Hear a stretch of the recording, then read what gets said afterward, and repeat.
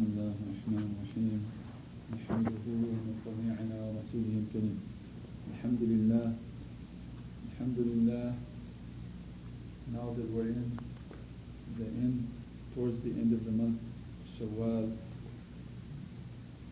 getting closer to the month of Dhul-Qa'dah. Although many of us may think that this is a little premature and a little early to start thinking about this, but actually the season of Hajj has already started.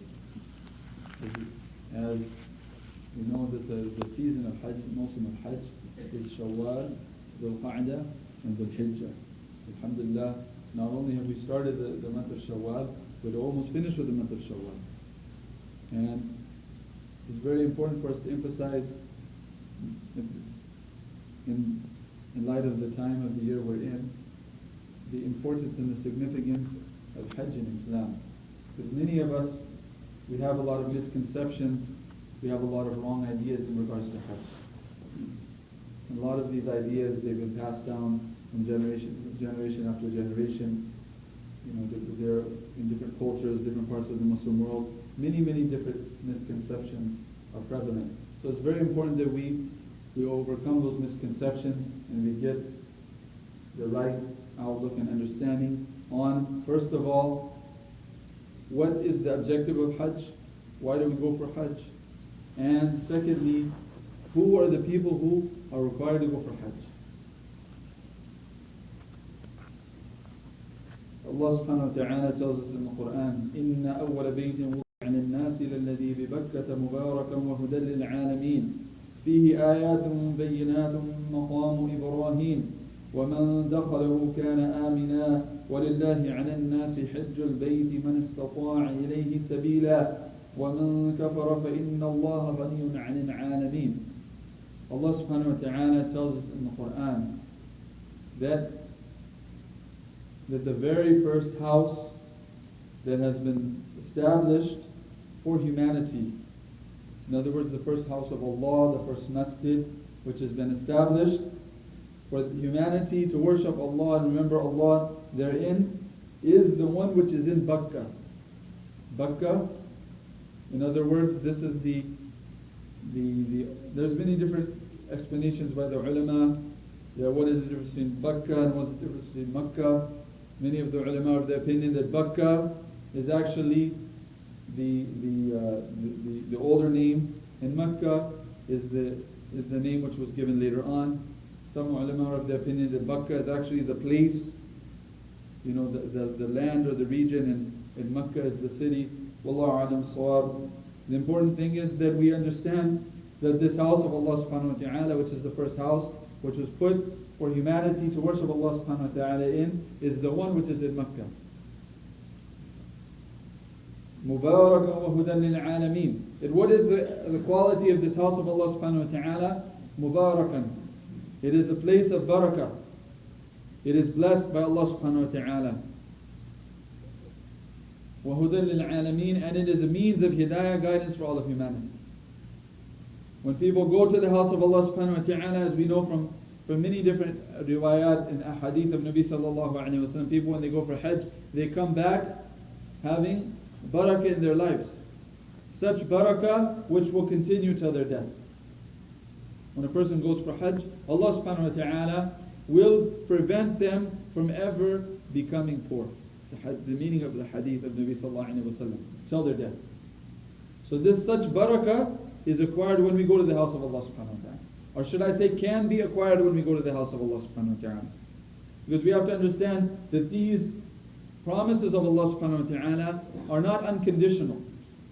That just however, in whatever way you go there, you visit the house of Allah subhanahu wa ta'ala and come back automatically, you become eligible, you become deserving for all these perks and all these benefits and all these rewards. No, it doesn't work like that.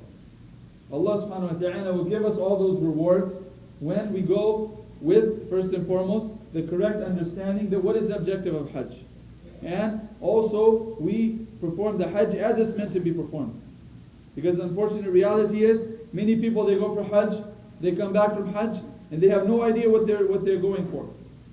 Many people go for Hajj and they come back and they do not benefit to the slightest. Unfortunately, may Allah forgive us, but this is the reality which we are witnessing today. وَهُدًى لِلْعَالَمِينَ. And this house of Allah subhanahu wa ta'ala is meant to be a means of hidayah, meant to be means of guidance for all of humanity. That when people go to the house of Allah subhanahu wa ta'ala, they come back guided with hidayah. What is hidayah? Hidayah is that a person is given the ability from Allah subhanahu wa ta'ala to live their life in accordance to His commandments and in accordance to the sunnah of Nabi sallallahu alayhi wa sallam. This is what hidayah is. That a person is given the ability from Allah subhanahu wa ta'ala to practice Islam in its entirety. فيه آيات بينات مقام إبراهيم ومن دخله كان آمنا. In the house of Allah subhanahu wa ta'ala, there are many different signs. And this is how Allah subhanahu wa ta'ala, when we go to His house, this is how it becomes one of the ways it becomes a means of guidance for us, is it reminds us of the story of Ibrahim alayhi salam. There's many ayat, many different signs that we will see there that remind us of the oneness of Allah subhanahu wa ta'ala. Remind us of the effort which Nabi Ibrahim alayhi salam made in calling towards Allah subhanahu wa ta'ala. And whoever enters the house of Allah subhanahu wa ta'ala, they will be safe. وَلِلَّهِ عَلَى النَّاسِ حِجُّ الْبَيْتِ مَنِ اسْتَطَاعَ إِلَيْهِ سَبِيلًا.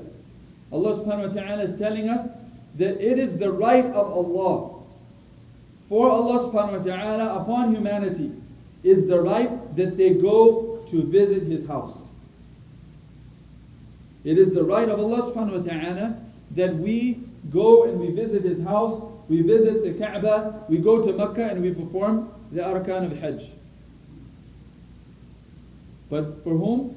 وَلِلَّهِ عَلَى النَّاسِ حِجُّ الْبَيْتِ مَنِ اسْتَطَاعَ إِلَيْهِ سَبِيلًا.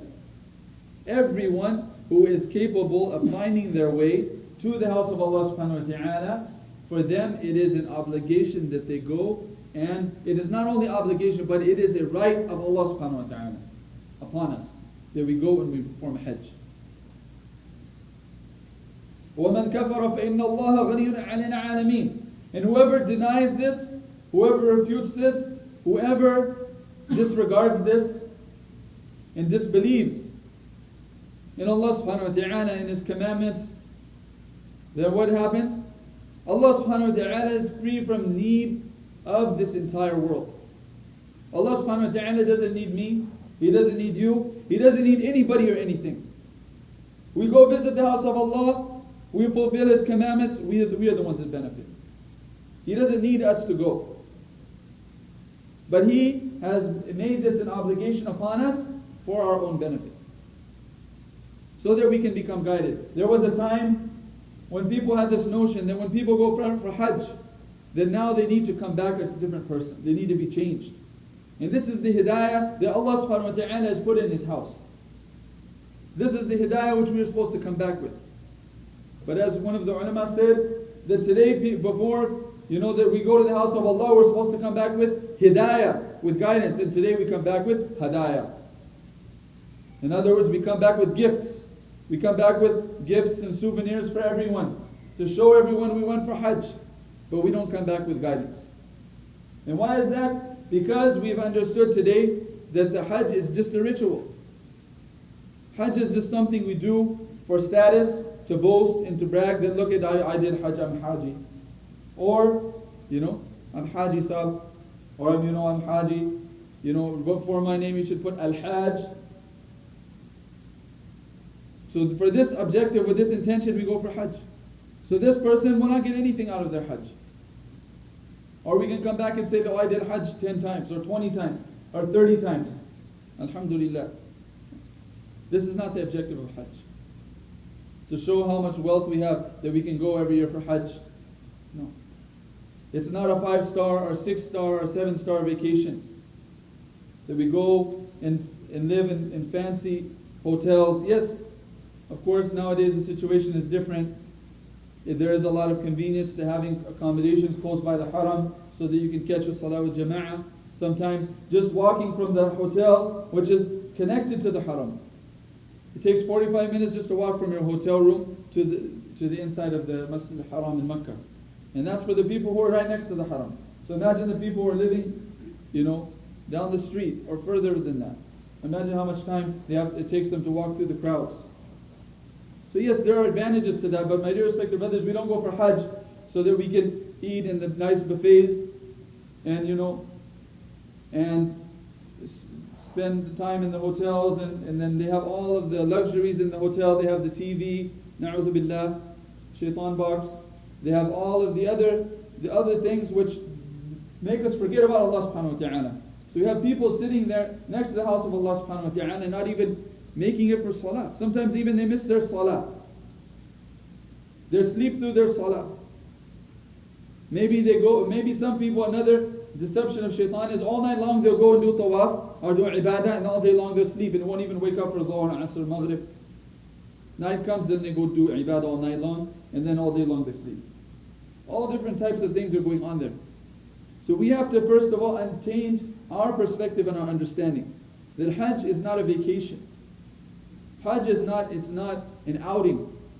Hajj is an order of Allah subhanahu wa ta'ala, and it's worship, and it's supposed to be a means of changing our life. It is supposed to be a means, when a person comes back from Hajj, he should be changed inside out. He should be completely changed. He should be a different person. And just going there and coming back is not enough to achieve that. You have to first condition yourself. You have to have the right outlook, the right frame of mind before you go. And while you're there, you have to spend your time properly. The marketplaces, we have to stay 1,000,000 miles away from the marketplaces. We have to be in the masjid. We go there for the masjid. We don't go there for the hotel room, for the buffet, for the market, for Burger King or McDonald's. No. Or KFC. We go there because we want to visit the house of Allah. And this is the unfortunate reality. So may Allah subhanahu wa ta'ala give us the understanding that first and foremost, we have to change our outlook. That why do we go for Hajj? And the other thing is, that who is the Hajj an obligation upon? Today most of us, traditionally what we think is when a person gets old, their hair turns white, they're retired, they have nothing better to do. Now, send them for Hajj. Right? A lot of times, children, they feel like they have an obligation to their parents, that when my parents become old, that I save up money and I send them for Hajj. And maybe you've heard this example from me in the previous years as well. But for those who haven't, one person, they came up to me and they said, that my sister, her time has come, that for her to get married. In other words, she's reached the age where we want to get her married. So he said, now what should I do? I have a couple different options in front of me. One, I can send my parents for Hajj, or I can get my sister married. So which one should I do first? So I said, subhanallah. So first of all, it is not your responsibility to spend any money to get your sister married. Number one. Number two, in Islam, the bride and her family are not the ones who have to make expenditures for the marriage. This is the obligation of the groom. The groom, the future husband, he's the one who's supposed to give the mahar, to give the dowry. He's the one who's supposed to spend on the walima according to his means. It's not the responsibility of the girl's family, the bride's family, that they spend on the marriage. First of all. And especially it's not the responsibility of the older brother. Secondly, if you have enough money to send your own parents for Hajj, then the Hajj has already become fard upon you. Hajj is fard upon you, and it is nafil for them, because they don't have the money to go for Hajj on their own. So for them to go for Hajj is an optional amal. It's optional. It's not an obligation. They do not have to go for Hajj because they do not have the istata'ah. Istata'ah is of two types. First, a person has physical capability to reach the house of Allah subhanahu wa ta'ala. Second of all, they have enough money in their possession to be able to afford the expenses of undertaking the journey.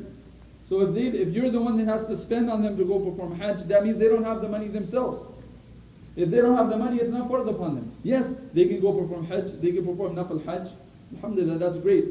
But for you, Hajj has become fard if you can afford to send them. And once it's become fard upon you, should not delay it. You should go and perform the Hajj as soon as possible.